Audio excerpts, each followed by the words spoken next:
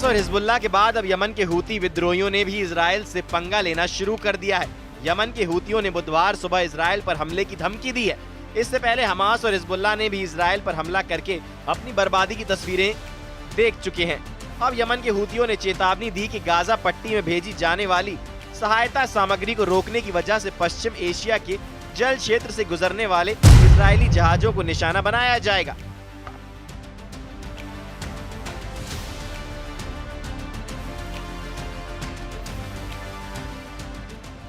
विद्रोहियों ने गाजा पट्टी को सहायता सामग्री भेजने पर लगाई गई रोक को हटाने के लिए इजराइल को 4 दिन का वक्त दिया था। इसके बाद हूती के मानवीय संचालन समन्वय केंद्र ने यह बयान जारी कर इजरायली पोतों को निशाना बनाने की धमकी दी है। हूतियों के बयान में कहा गया है कि हम आशा करते हैं कि यह समझा जाएगा कि द्वारा की गई कार्रवाई उत्पीड़ित फिलिस्तीनी लोगों के प्रति धार्मिक, मानवीय और नैतिक जिम्मेदारी की गहरी भावना से उपजी है और इसका उद्देश्य इजरायली अतिक्रमणकारी इकाई पर गाजा पट्टी की कॉन्फ्रेंस को फिर से खोलने और खाद्य एवं चिकित्सा आपूर्ति सहायता सहित सामग्री के प्रवेश की अनुमति देने के लिए दबाव डालना है। इसने कहा कि जहाजों को लाल सागर, अदन की खाड़ी, बाब अल मंदेब, जल डमरू मध्य और अरब सागर में निशाना बनाया जाएगा। इधर इजराइल ने गाजा में बिजली आपूर्ति पर रोक लगाने का आदेश जारी किया है। प्रधानमंत्री बेंजामिन नेतन्याहू ने हमास पर दबाव बनाने के लिए यह कदम उठाया। ऊर्जा मंत्री एली कोहेन ने वीडियो बयान में इसकी पुष्टि की। हमास ने इस कदम को ब्लैकमेल बताया। इजराइल हमास के साथ भविष्य की बातचीत के लिए तैयार है। हमास पर दबाव बनाने के लिए इजराइल के प्रधानमंत्री बेंजामिन नेतन्याहू ने गाजा में अंधेरा करने का फैसला किया है। रिपोर्ट के मुताबिक इजराइल ने 9 मार्च को गाजा में बिजली की सप्लाई को तुरंत रोकने का आदेश दिया। इसके पीछे कारण यह है कि इजराइल हमास पर बंधकों को जल्द से जल्द रिहा करने का दबाव बनाना चाहता है। बता दें, इजराइल हमास के साथ भविष्य के लिए नए स्तर से बातचीत करने के लिए पूरी तरह से तैयार है।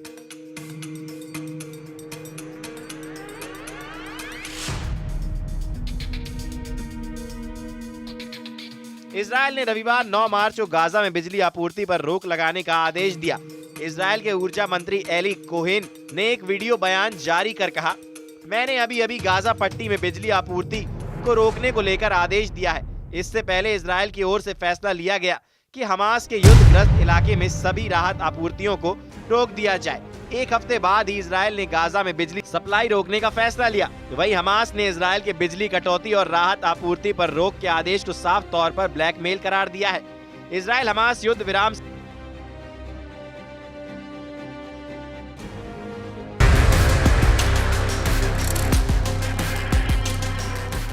समझौते का पहला चरण 1 मार्च शनिवार को खत्म हो गया है। दोनों पक्षों ने फिर से युद्ध में वापसी करने पर असहमति जताई। हालांकि रविवार से एक हवाई हमले समेत अनियमित हमले जारी हैं। इजराइल ने कहा था कि यह हमला हमास के आतंकियों को निशाना बनाने के लिए किया गया था। हमास लगातार इस बात पर जोर दे रहा है कि इस युद्ध को हमेशा के लिए खत्म करने के लिए संघर्ष विराम समझौते के दूसरे चरण के तहत तुरंत बातचीत शुरू की जाए। रिपोर्ट के मुताबिक इजराइल ने कहा कि वह संघर्ष विराम के पहले चरण को अप्रैल के मध्य तक बढ़ाना चाहता है।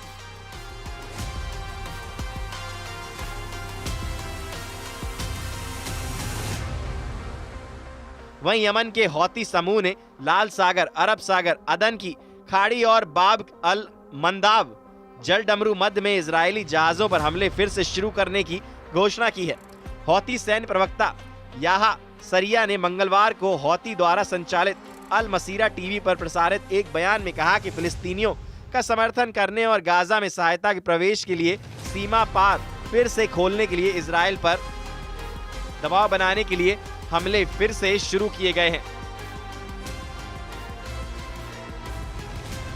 शुक्रवार को हौती नेता अब्दुल मलिक अल हौती ने इजराइल को 4 दिन का अल्टीमेटम जारी किया, जिसमें घेरे गए क्षेत्र में मानवीय सहायता की अनुमति मांगी गई, अन्यथा उनका समूह नौसैनिक हमले फिर से शुरू कर देगा। समाचार एजेंसी ने बताया, इससे पहले अल हौती ने चेतावनी दी थी कि अगर इजराइल गाजा संघर्ष विराम का उल्लंघन करना जारी रखता है तो वे लाल सागर में इजरायली शहरों और इजराइल से जुड़े वाणिज्यिक जहाजों पर हमले फिर से शुरू कर देंगे।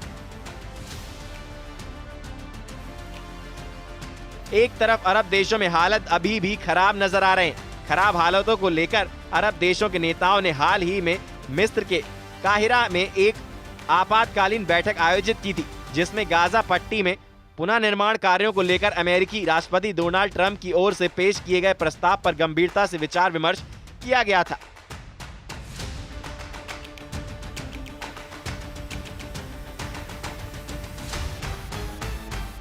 जाहिर है कि राष्ट्रपति ट्रंप ने प्रस्ताव दिया है कि मिस्र और जॉर्डन गाजा पट्टी में रहने वाले फिलिस्तीनियों को अपने देशों में बसा लें। इसके साथ ही उन्होंने यह भी प्रस्ताव दिया है कि गाजा पट्टी को मिडिल ईस्ट रिविएरा यानी एक पर्यटन स्थल के रूप में विकसित किया जाए। अरब लीडर्स ने ट्रंप के इस प्रस्ताव पर विचार किया, लेकिन इस पर उनमें सहमति नहीं बन पाई और आखिर में उन्होंने गाजा के लिए मिस्र की पुनर्निर्माण योजना पर अपनी रजामंदी जताई। काहिरा में अरब देशों के नेताओं की मौजूदगी में जो भी फैसला हुआ है, उम्मीद भी ऐसे ही किसी निर्णय की थी। कहीं ना कहीं ट्रंप भी इस समस्या का कुछ ऐसा ही हल चाहते थे। कहने का मतलब है कि यह अरब देशों के नेतृत्व में फिलिस्तीन मुद्दे और हमास व इजरायल के बीच संघर्ष का एक फौरी समाधान है। गाजा पट्टी में हमास की भूमिका बेहद अहम है और वहां के राजनीतिक भविष्य को निर्धारित करने में और पुनर्निर्माण की कोशिशों के केंद्र में हमास जरूर होना चाहिए।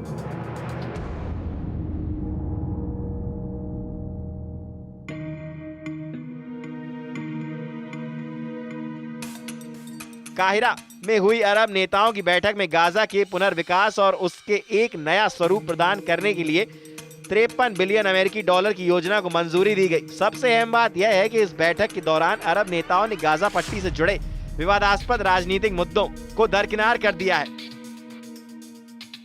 इनमें हमास को गाजा पट्टी का प्रमुख राजनीतिक और सैन्य किरदार मानने एवं इजरायल की सुरक्षा चिंताओं से जुड़े महत्वपूर्ण मुद्दे शामिल थे। देखा जाए तो गाजा पट्टी को लेकर अरब देशों के नेताओं ने जो प्रस्ताव मंजूर किया है, उसका मुख्य मकसद कहीं न कहीं मिस्र और जॉर्डन में फिलिस्तीनियों के बसाने की जो अमेरिकी योजना थी, उसका विकल्प पेश करना था। साथ ही अमेरिका के सामने अपनी एकजुटता को प्रदर्शित करना था। इसके अलावा अरब नेताओं के इस प्रस्ताव का उद्देश्य यह भी था कि वे फिलिस्तीनियों के विस्थापन के मुद्दे पर चुप नहीं बैठे हैं और उनके पास अमेरिका को जवाब देने के लिए अपनी कार्य योजना है। हालांकि अमेरिका और इजरायल दोनों ने ही गाजा पट्टी को लेकर अरब देशों के प्रस्ताव को खारिज कर दिया है।